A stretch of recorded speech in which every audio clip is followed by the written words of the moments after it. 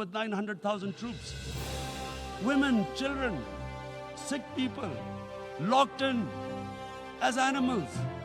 Of what I know of England, if 8 million animals were locked in, the RSPCA would have made a lot of noise about it. These are human beings. What is going to happen when the curfew is lifted will be a bloodbath.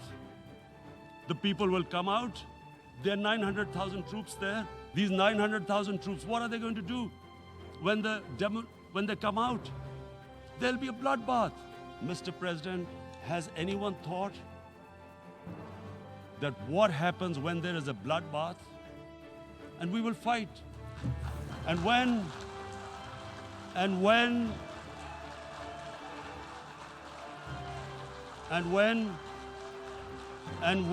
a nuclear armed country fights to the end, it will have consequences far beyond the borders. It will have consequences for the world, which is why I repeat I'm here. Because I'm warning you, it's not a threat.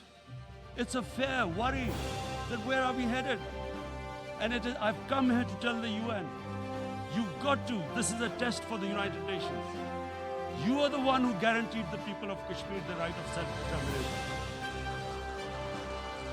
This is the time to take action. And number one action must be that India must lift this inhuman curfew, which has lasted for 55 days. The world community must give the people of Kashmir the right of self-determination. Thank you. Since 1947, the Kashmir dispute has remained unresolved. United Nations Security Council resolutions have remained unimplemented. 3 generations of Kashmiris have only seen broken promises and brutal oppression. Over 100,000 have died in their struggle for self-determination. This is the most persistent failure of the United Nations. Mr. President, when I assumed office of the Prime Minister of Pakistan in June 2013 for the 3rd time, one of my first priorities was to normalize relations with India. I reached out to the Indian leadership to emphasize that our common enemy was poverty and underdevelopment. Cooperation, not confrontation, should define our relationship. Yet today, ceasefire violations along the line of control and the working boundary are intensifying, causing civilian deaths, including women and children. Wisdom dictates that our immediate neighbor refrains from fomenting instability in Pakistan.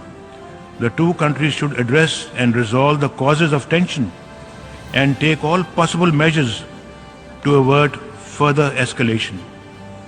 That is why I want to use the opportunity today to propose a new peace initiative with India, starting with measures that are the simplest to implement. 1. We propose that Pakistan and India formalize and respect the 2003 understanding for a complete ceasefire on the line of control in Kashmir. For this purpose, we call for UNMOGIP's expansion to monitor the observance of the ceasefire. 2. We propose that Pakistan and India reaffirm that they will not resort to the use or the threat of use of force under any circumstances. This is a central element of the UN Charter. 3. Steps must be taken to demilitarize Kashmir. 4. Agree to an unconditional mutual withdrawal from Siachen Glacier, the world's highest battleground. And easing of threat perceptions through such peace efforts will make it possible for Pakistan and India to agree on a broad range of measures to address the peril posed by offensive and advanced weapons systems. Pakistan neither wants to nor is it engaged in an arms race in South Asia. Jammu and Kashmir is not an integral part of India. It has never been an integral part of India. Jammu and Kashmir is a disputed territory between India and Pakistan. It is more a part of Pakistan than it can ever be with India, with all her eloquence and with all her extravagance with words. The people of Jammu and Kashmir, sir, are part of people of Pakistan. In blood, in flesh, in life, kith and kin of ours. In culture, in geography, in history, in everything. I will not take back a document of surrender from the Security Council. I will not be a party to a legalization of aggression. The Security Council has failed miserably, shamefully. For 4 days we have deliberated here. For 4 days the Security Council has procrastinated. Why? Because the object was for Dhaka to fall. That was the object. It was to be from the beginning. All right, so what if Dhaka falls? So what if the whole of East Pakistan falls? So what if the whole of West Pakistan falls? So what if we are obliterated? We'll build a new Pakistan. We'll build a better Pakistan. We'll build a greater Pakistan. So the Security Council has acted short-sightedly by acquiescing to these dilatory tactics. You know, you have come to a point when we'll say, do what you like.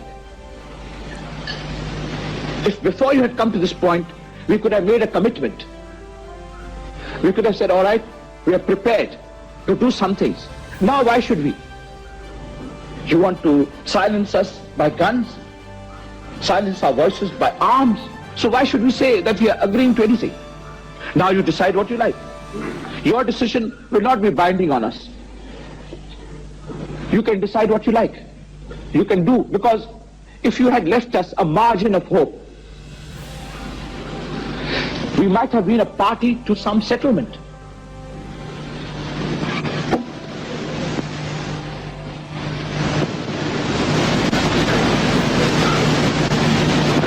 I find it disgraceful to my person and to my country to remain here a moment longer than necessary. But I am not boycotting. Impose any decision. Have a treaty worse than the Treaty of Versailles. Legalize aggression. Legalize occupation. Legalize everything that has been illegal till 14th or 15th of December 1971. I will not be a party to it. We will fight. We'll go back and fight. My country hearkens for me. Why should I waste my time here in the Security Council? I'm going.